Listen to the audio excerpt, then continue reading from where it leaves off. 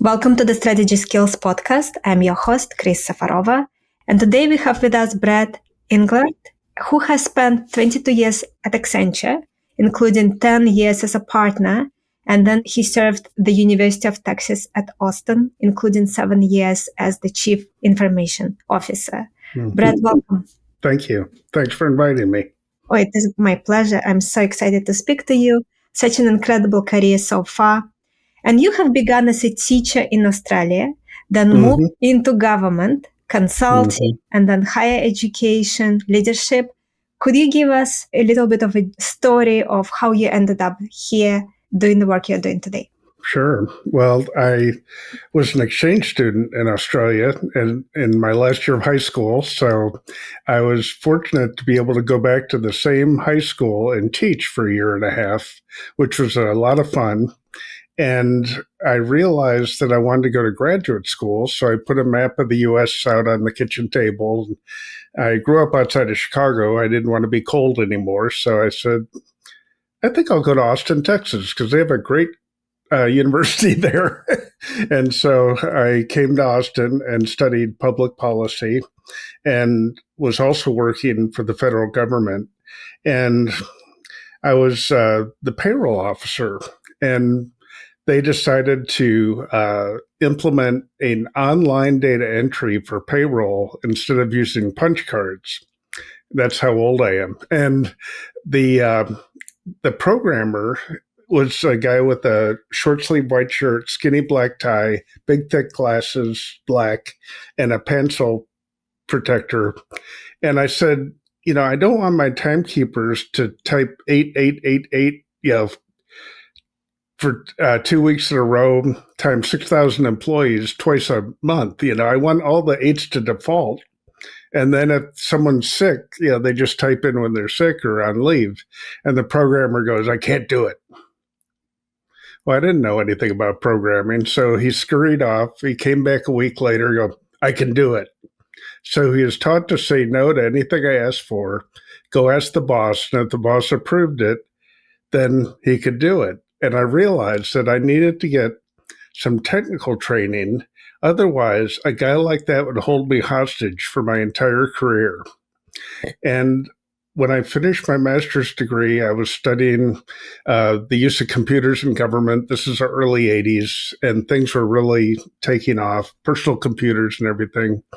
And I was fortunate enough to interview with Arthur Andersen, which became Andersen Consulting, which became Accenture. And they had basically a 3-year apprentice training program.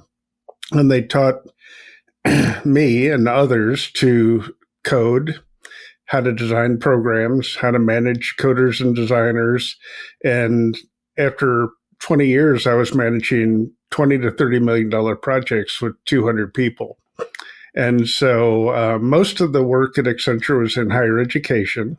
So my customers were The Ohio State University, Columbia, Vanderbilt, Michigan, Illinois, Cal State, Texas A&M, everybody but the University of Texas at Austin. They didn't need any help. And I happily retired and from the firm. And about a year and a half later, I got a call from the chief financial officer who I had known. He was in the private sector before the university. And he said, the president would like an IT strategy. He'd like you to serve because he wants someone who knows higher ed, but outside the university. And of course, that's you. So I started in October, hour week pro bono. So they're too cheap to pay for my parking or my dry cleaning. And by March, I was half-time. By June, I was full-time. And 8 years later, I retired again. But my first year was H1N1 swine flu. And the president asked, could we go online? Well, we have 54,000 students, 4,000 faculty, 21,000 staff. Our equipment was 8 to 10 years old. Our email system was 18 years old, custom built. And the answer was no, we could not go online. And over the next 8 years, we moved as much as we could terms of IT services to the cloud. So the learning management system, student email, faculty and staff email, the HR payroll system. So in March 2020, my successor was able to increase the VPN, increase the Zoom, and more than 70,000 people went online to do teaching, research, and work. And so, but it took 8 years. Such an incredible story. Could we zoom in a little bit on your consulting days, starting with your interview with Arthur Andersen? Very few people can say that. Can you tell us what was it like? Well, the firm has a culture that continued on with Accenture, which is they highly valued training and mentoring and coaching. And, I needed the technical skills and, they provided that, but they also provided the mentoring and coaching to make sure I got the project management skills and got the experience. And I actually went through 22 years of annual reviews, and I read all the coaching they gave me every year. And frankly, when I finished the book, I talked to my partner who hired me, and I said, "You did a great job.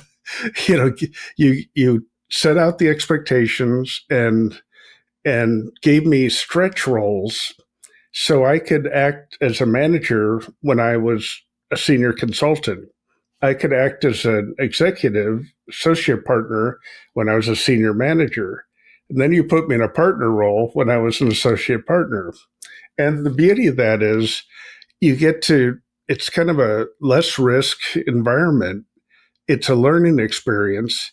And, if it doesn't work out, well, you didn't get the job and it didn't work out. You were able to try it out. And it really was a good cure for imposter syndrome because I worked as a partner for 9 months on a big project before I got promoted to partner. And, I just thought that was wonderful. So I've always enjoyed the mentoring and coaching. Even as a senior partner, 3 months before I retired, I was expected to teach in our training center outside of Chicago, Global Training Center. I was teaching with other partners. We had 200 people from around the world learning project management. And, it's just such a joy. Well, they were lucky to have you, and you were lucky to have such an incredible person to help guide you. Not every person has something like that.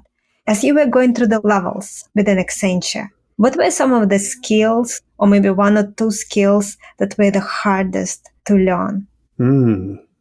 I think moving from doing technical work to managing people. The wonderful thing about technical work is you don't have to talk to anybody. You're working on a program and it's black and white. It's either going to work or it's not going to work. You can find the answer.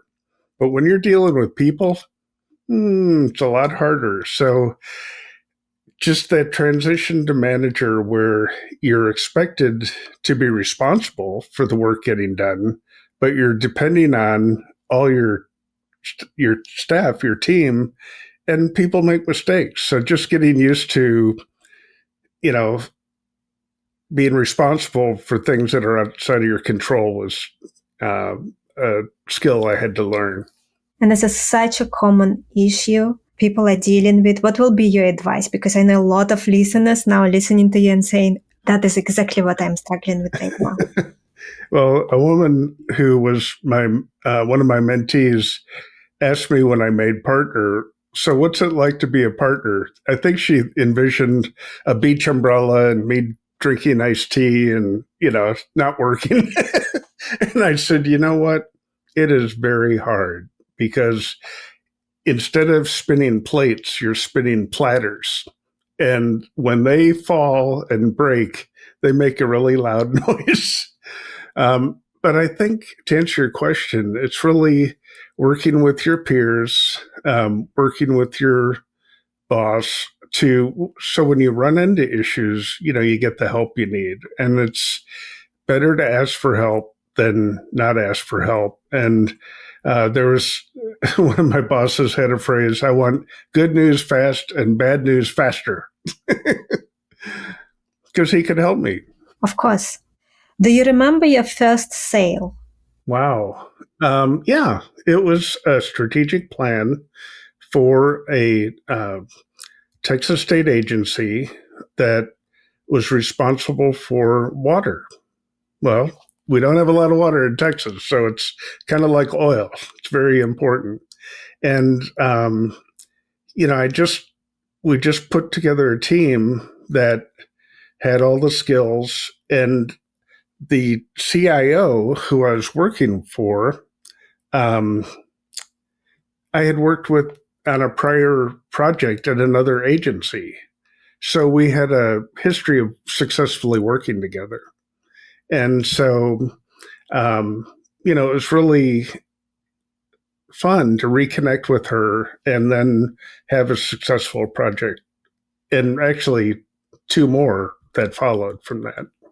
For many of our listeners, becoming a partner, one of the challenges is, of course, making sure that they bring in enough business. What would be That's your right. advice for someone who is struggling with that? Well, I think you need to get out of the office, and need to go meet with your customers. You need to ask what are their goals and aspirations. If you can help them, then talk about how you can help them. So set and manage expectations. And frankly, I was bad at that early in my career. I got better at it later in my career. And then third, genuinely care about their success. And so probably 80% of Accenture's clients are repeat clients. And these are the top Fortune 500 companies and organizations. Well, why is that? Because success breeds success, and you build trust. And if you're trying to sell, it's easier to sell to an existing customer and less expensive than just sell to a new customer. And so we were always taught to, when we finished a big project, you didn't just let go of that relationship. You would continue nurturing that relationship. And, from day one, I was taught that the person I work with, whether it's my client or my peer, might be my boss someday, or they may be a customer someday. And 27 years after I started with the firm, I became chief information officer at the university the same year that a fellow I started with became chief information officer of a huge organization, same year, 27 years later. So, and he became a client. Brett, and you mentioned that it was difficult in the beginning and then you got better in terms of managing and so on. What helped you get better? So, great question.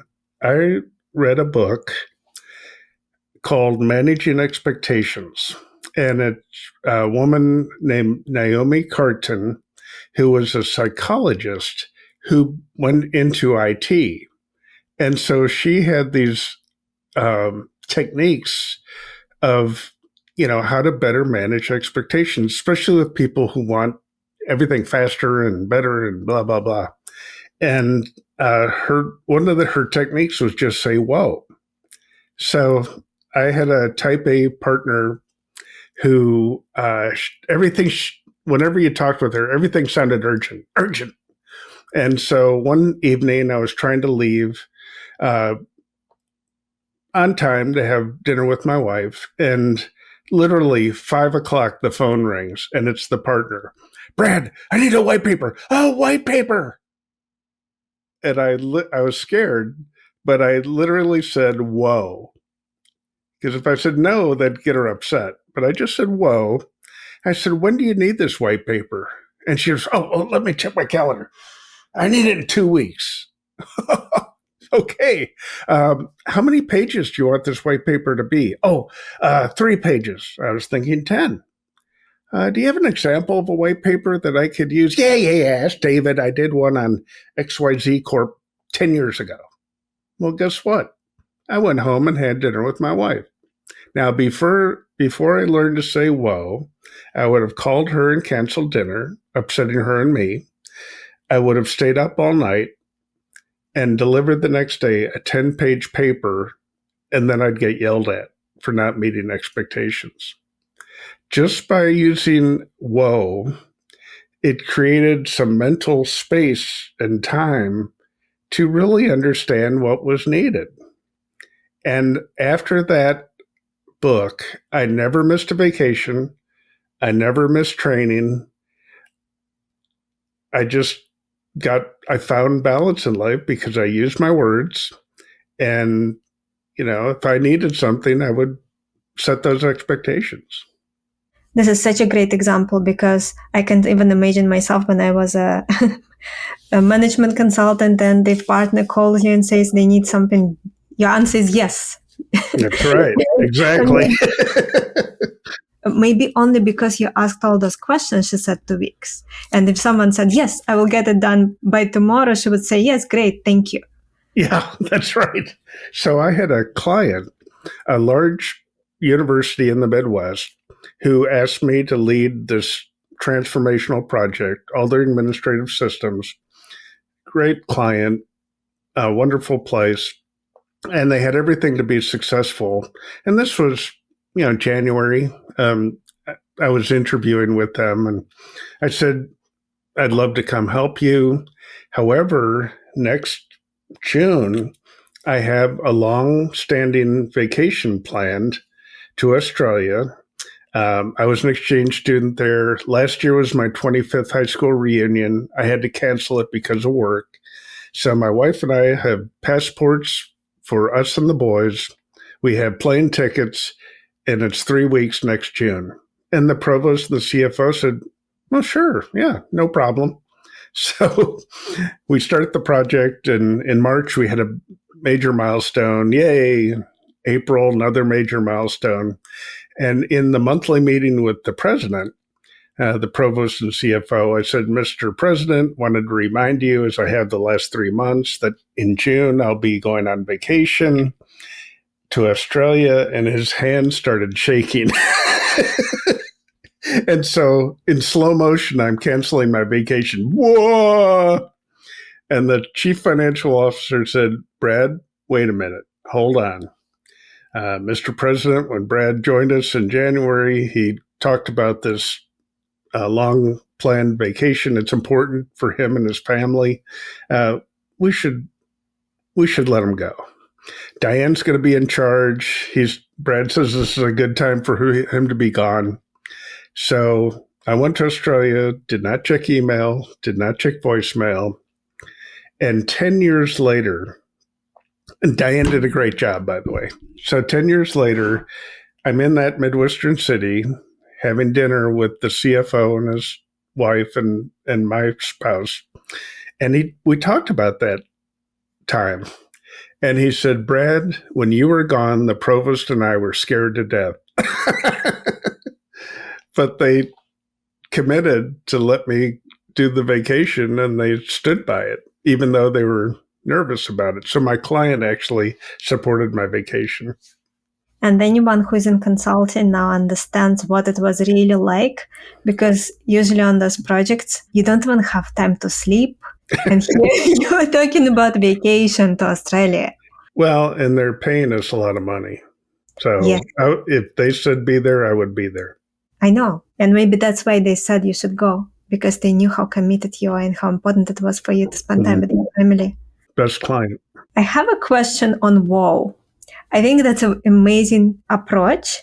One concern that I immediately had, it seems a little casual. Did you ever felt that way? Did you ever had people reacting, why are you speaking like this? This is a professional environment. Well, you don't always have to say the whoa. It's when you're dealing with a type A personality that is impatient. But with my client, I just used my words. I just said, I set the expectation, months before. And I have 2 phrases in the book. One is use your words. So if you want something, you need to tell people, whether it's your boss or your direct reports. And the other phrase I have is people are not mind readers. So when I was the boss and I asked someone to do something, I would stop myself and we'd discuss when it needs to be done, what kind of help they need to get it done. I would not just bark an order, you know, and expect them to read my mind. So I was always conscious of um, taking the time to set those expectations. Makes a lot of sense. And I think even if you just say it in your head, whoa, you just kind of stop and then set expectations. Don't jump into saying yes. Yeah. I had one of my direct reports read the manuscript and she said, the thing you did with me is you slowed me down because, she's super smart, super achiever, and she would always rush to the solution. And, I would say, whoa, or not whoa, but slow. I said, let's understand what the problem is. And, it kind of drove her crazy in the beginning, but she'd learned to think if I spend more time on what the problem is, maybe I don't have to rush to a solution. I had one of the techniques I describe in the book as intentional foot dragging. Sometimes I would drag my feet on a decision just because it didn't have to be made right away. It was a decision not to decide. And, that takes some discipline. It does, but it is a very smart thing to do in many situations because if you can allow more time, you can get a lot more information and then make a better decision. That's right. Absolutely. Or you can make some decisions, but you know it is temporary and you still gathering information. Mm-hmm. Yep. So you mentioned earlier, and of course, everyone in consulting knows that is the case, that once you finish a project, you need to maintain the relationship with the client. What would be your advice on how to do that for someone who is just starting out as a more senior leader within consulting and needs to learn how to do it well? Well, the people you start with early in your career will most likely follow you as you rise in your career. They will rise in their career, just like my CIO friend. And so just staying in touch with those people where you've had a successful outcome. It doesn't take much. It can be once a quarter, have lunch. It could be hybrid. It could be virtual. I could stay in touch with my Ohio State client on the phone, and it's always how can I better understand their goals and aspirations. If I can help, I'll help. Sometimes I can't help, but I know someone else who can help. And then just reaching out and letting them know you care. And I've never had anyone, when I asked what are the goals and aspirations, say, oh, I don't want to talk about it or I don't know. Some people are good at expressing it, some are not so good, but you have to ask. And it's a learnable skill. You don't have to be born with the ability to build an authentic relationship. By authentic, I mean mutually beneficial and trusting and enduring. And I've had a client call me at the university. It was that client at that water agency. This is 15 years later, maybe 20 years later. And her son was moving to Austin and he was applying, he's an attorney, applying for a job at the university. And she said, would you talk to him? And it's like, of course I will. And it was like we hadn't stopped talking. We just picked up where we left off. Now, I knew her son when he was 5 years old. That's when I first met him. He's an attorney.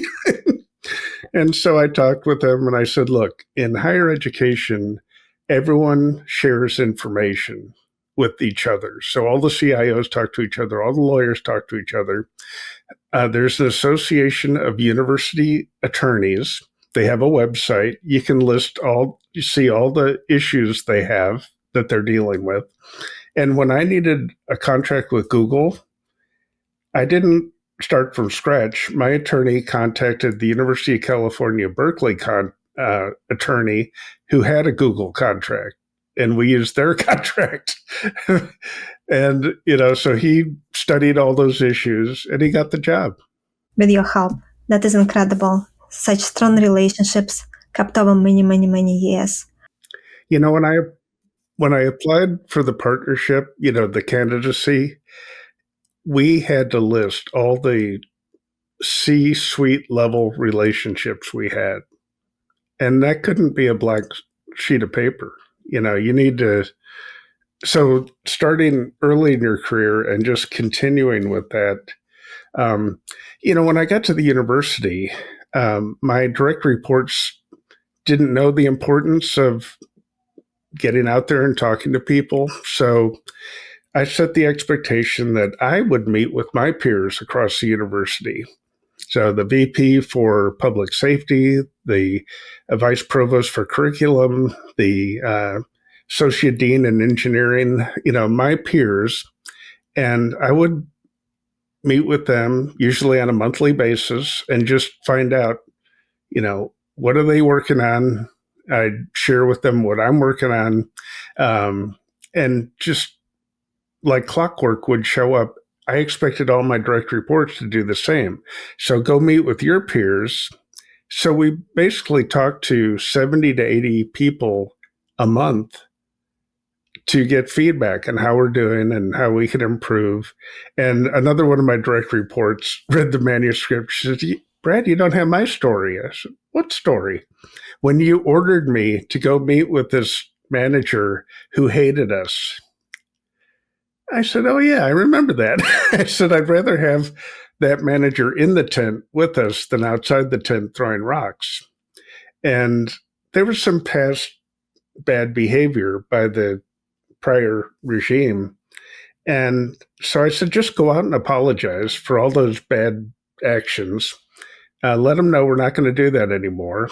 And after about 8 or 9 months, that manager became an advocate for us. And her boss, who also didn't trust us because of past bad behavior, also became an advocate. That doesn't happen if you're hiding in your office or hiding behind a screen all day. Very true. It really pays off to try to build relationships with executives that don't like consultants, maybe because of your firm doing something that they didn't like, or even another consulting firm. They just had that experience. So you already partially answered this question, but I wanted to talk a little bit about it. So asking clients about their goals and aspirations. That conversation went beyond just goals and aspirations for their department or for the organization as a whole, or even maybe beyond the client's professional goals, but also maybe going into the area of family goals and so on. Can you talk a little bit about that? People are usually ready to share that information. When I was on the other side of the table, I was the customer and I had vendors. I would get really impatient with a vendor who showed up and had not taken the time to look at my website. On the central IT website, we listed our values as an organization, our mission, our vision, and listed all the strategic projects for the year. And that was updated every year. So new learning management system, new student email, new faculty staff email, box for file sharing. It's all there. And they would show up and didn't even do their homework. And that was pretty frustrating for me. So I looked at all our vendors. We were spending millions of dollars a year on different vendors.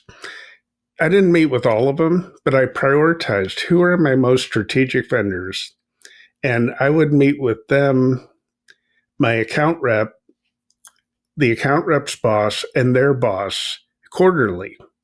And we would talk about, what our major initiatives are. They'd share with us new products that are coming out. And I had the purchasing director there and his staff. And sometimes we would just ask, how's the relationship going? And being a huge bureaucracy, sometimes we're late paying bills. I need to know that. And because I want to be a good citizen, they need be paid on time. And so, that was a really good way to align, them. When we built a data center, $32 million data center, we had budgeted for the current line of network gear.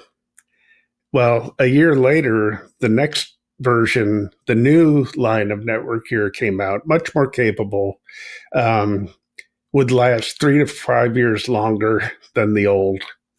And I just went to the network vendor and said, look, we only buy your stuff and we buy millions of dollars. Could you discount the new gear to what we budgeted for the old gear? And I said, I will be the best reference he ever had. And you know what? They did that. They discounted it. We were one of the first large universities to use the new gear, so that was helping them. And, it lasted 3 to 5 years longer. So just knowing, where they were headed and where we were headed, and then how we could mutually help each other. Is it now? I had another vendor who only showed up once a year to get their check, their maintenance money, which was always 10% more than the prior year. Very unresponsive. Their software, it was the learning management system. So all the courses for 54,000 students and 4,000 faculty were in this old 1990s software. And the students' favorite word was it's clunky. And so I met with the vice provost for curriculum. She was frustrated with the tool as well, which we could not securely connect email to it, which is really unconscionable. And so we went to the market, reviewed 15 products. The faculty and students picked the new product, which was in the cloud, so no on-premise. It was modern. It looked like Gmail, very intuitive. It used industry standards, so we could plug tools in hours securely, not never insecurely. And it took us 2 years to transition because we're so big. And the vice provost team, which Center for Teaching and Learning, her team helped faculty in the classroom. And my team, we worked the technical side. And sometimes they needed changes from the vendor. Well, I had built a relationship with the vice president of sales for this new company. And I would ask him, can you make this change for us? It'll make your product more valuable to large universities like us. And you know what? He did it. And he would call me once a month for 2 years just to see how things were going. He didn't have to do that. And I still talk to him. He's on 2 more companies later. I still talk with him because there was just mutual respect there. And he cared. And I'll never forget, after we finished the 2-year transition, an email was sent to the president, copying the vice provost and me. And I just saw it and I thought, oh, I'm going to get fired. Because we basically irritated everybody on campus. But they loved the new product. So there was kind of a natural pull. And this email was from all the department liaisons saying how much they enjoyed working with the vice provost team and my team, and what could have been, thousands of issues gone wrong. We worked with them with humility, and we even had some laughs along the way. And it was this very complimentary message to the president, which the vice provost and I were very happy to see. We had a big celebration. the campus, we have a bowling alley. We had pizza and cake and everything. I had a cake made that was in the shape of a tombstone, and I had the name of the old vendor on it. Rest in peace. And, the account rep for the old vendor was so clueless. He didn't even know we were transitioning for 2 years away from his product. I mean, he didn't even know he was being fired. It's just so hard for me to comprehend because it's just such a natural thing to care about your clients and making sure that they succeed with whatever you're offering. Some salespeople are worried about transactions and numbers, and they don't really care. If they can keep the numbers going. And I had 2 account reps that were not truthful. And so because I had built that relationship with the account rep's boss and the boss, because we were big enough that I could go to them and say, here's what happened. I need a new account rep. And so I swapped out 2 account reps who were not truthful. And that is very important to do. Brad, I want to make sure we have enough time to speak about your book. So you recently wrote a book. What would you like people to take away? What are the key things you want someone to take away after they're reading it? Some of the key things. I know you cannot summarize everything, but maybe a few things you want them to take away. Well, I want people to know that this is a learnable skill to build relationships that are authentic, and that you just need to put it on your calendar. You don't have to meet all your customers. Be strategic and intentional. Who are your best customers? Your vendors. You don't have to meet with all of them, but who are your most strategic? Your peers. I didn't work much with the vice president who generated electricity, but I certainly worked a lot with the vice president for public safety, because it was not if something would go wrong, but when it goes wrong and what do we do? And we had a bomb scare, we had a shooting, we had a murder. We had to work together over 8 years. And we did very effectively. So just be strategic and intentional, and just start with your boss. Start with your direct reports. Start small and just try to understand goals and expectations, set and manage expectations, and care. And because those principles apply to all business relationships. It's an Amazon bestseller in 3 categories: leadership training, mentoring and coaching, and customer relations. And I was pleased about that because that was the goal when I started writing the book. And it's really for aspiring and established leaders. And by the way, that means now much more than it used to, because Amazon just changed their algorithm in around June. For a while, no one knew, did they change the algorithm or is it a glitch? But then in June, it became clear they changed the algorithm, and now it's much harder to become number one seller. So it is a huge testament to the quality and the value that you're delivering. Where do you think readers will struggle the most? So someone diligent, they are like you and me, they're very responsible. They want to do everything they can to succeed and to deliver value and to be the best professional they can be. And so they're reading your book, making a lot of notes, and they decide to implement things. Where do you think most people will struggle? Most people who diligently want to implement what you're teaching them? I honestly think it's inertia. It's easy to let a month go by, 2 months go by, 3 months go by, and we're so busy being busy that, there's a cure for it. And this is what I ask my direct reports: just put it on your calendar in a recurring meeting, and it'll pop up, it'll remind you. And then before you reach out, think about, what do I need to be talking to this person about? What am I doing that they should know? We replaced 21,000 phones. That irritates everybody. So, I need to let them know it's coming and what we're doing to mitigate. But, I think I've seen where people just let it slide, and you don't have to do that. And with my direct reports, I just ask them to put it on their calendar and send an agenda before you go, ask for feedback. I had one peer who'd call me with rumors, It's like, hey, I heard a rumor that you don't have enough diesel in the generator at the data center. That's a darn good rumor. I'll go check. I checked, and diesel was topped up every month, and once a year we flushed it.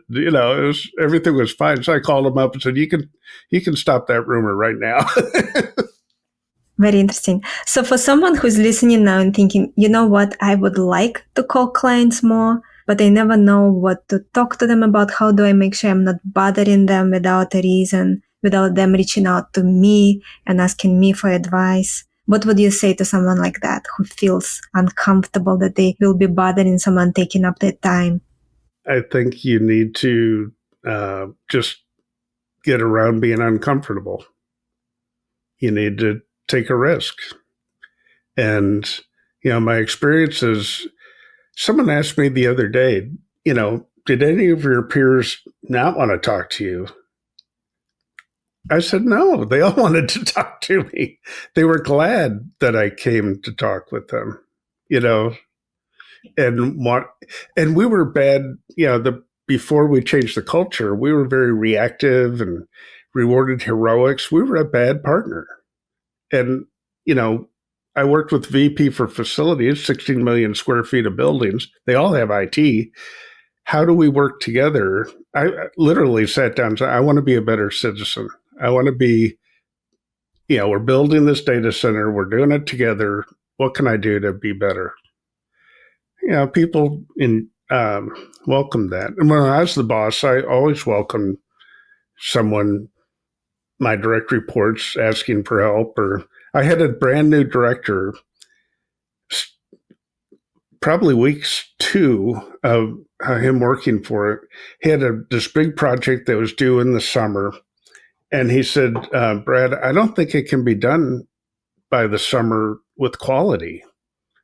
And I said, well, 1, thank you for having the courage to say something. 2, it took us 40 years to get this way. What's another 6 months? It's just, you relook at it, come up with a plan. Let's talk about resources. That's just an arbitrary day. And the old director is gone, so we can reset it. And that's such a smart thing to say, because rushing and doing a bad job, that is why many IT... Exactly. Hitting a date and doing a bad job is not a way to do it. Absolutely not. For someone who is still kind of struggling, let's say they want to maintain good relationships with a client. Let's say it is in consulting. Are there maybe 1 or 2 phrases they can use when they, for example, reaching out to a client via email or giving them a call? I would do my homework first. An organization's mission, vision, values are all on their website. So do your homework, and sometimes you can even see budgets and everything, so just, especially in the public sector, but even private sector, a company's website, Starbucks has a vision, so just do your homework and then ask yourself, how could I help? And, throw out some ideas. That's such a good question. How can I help? Who doesn't want some help? We all have so much on our plate, and we all would like some help. That VP for public safety earned his doctorate at The Ohio State University, which was one of my best clients. I walk into his office and he has all this Ohio State stuff all over the place. We bonded immediately. I mean, it was like, I love Ohio State. He loves Ohio State. It was just an immediate connection. Of course, that is another important point. Find a way to connect on something personally. There's always a way. We went to the same school. We lived in the same country. We speak with the same accent. All kinds of things. Kids, Of course. Children. So I want to wrap up our discussion today with 1 or 2 questions that I love to ask when there's an opportunity, when there's still enough time. Mm-hmm. So first one, my favorite question. Over your entire career, your entire life, can you share with us 2, 3 aha moments, realizations that you feel comfortable sharing that really changed the way you look at life or the way you look at business? I think I'll go back to the mentoring I got at the firm, which was you need to treat everyone you work with respect and empathy, because you just never know 20 years from now, where people will be. And whether it's the executive assistant to the chief information officer, you need to, be professional and respectful. Be a good person. 100%. Any other aha moment or realization that comes to mind? Just get out of the office and let people know you care. Virtually or hybrid. Such a good phrase. Do you have any, so to say, success habits that you really rely on to allow you to be an effective leader, great father, great spouse, and so on? Well, I am a big believer in communication often. So when I started at the university, I had that central IT group, 330 people, $40 million budget, but it was a fire drill culture that rewarded heroics. And over 7, 8, 9 months, we turned it into a proactive, customer-focused organization. And, 3 out of 7 directors left. And so we brought in fresh perspectives. But I wrote a blog once a week for 8 years, very short, maybe 200 words. And the blog would talk about our values. The blog would talk about major projects. It would talk about kudos for staff who were lauded by the customers. I would apologize when we screwed up. And okay, we had an outage. I'm sorry it happened. This is what happened. This is what we'll do to keep it from happening in the future. Please forgive us. And that blog went out to 330 people on my team. And it went to about 300 other people on campus or other university campuses interested in IT at UT. And I learned the hard way that as the leader, you cannot rely on your direct reports to communicate your messages, because some managers are bad at it. Some don't know you should do it. Some hold the information for power. So forget all that. I'm not going to have the grapevine work. I'm going to have my consistent messaging, once a week, short, for 8 years. And, that's the way to change the culture and build up confidence in your customers. Communication, open and honest. So important. And apologize when you mess up. Don't over apologize, but in appropriate measure. Of course. Brad, thank you so much for being here. Where can our listeners learn more about you, buy your book, anything you want to share? I'm on LinkedIn, so you can join me there. I have my website is bradenglert.com, and I'll send you a link to my website so your listeners can get a free sample of the book, a tab on how to buy the book, and a tab to schedule time on my calendar. Amazing.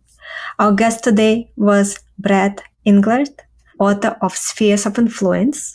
This episode is brought to you by strategytraining.com. If you want to strengthen your strategy skills, you can get the overall approach used in well-managed strategy studies. You can get it at firmsconsulting.com/overall approach. It's a free gift.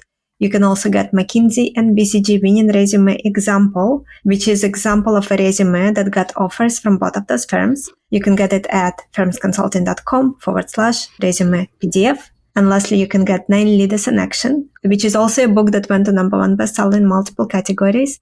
And it is at firmsconsulting.com/gift. Thank you so much for tuning in. And I'm looking forward to connect with you all next time.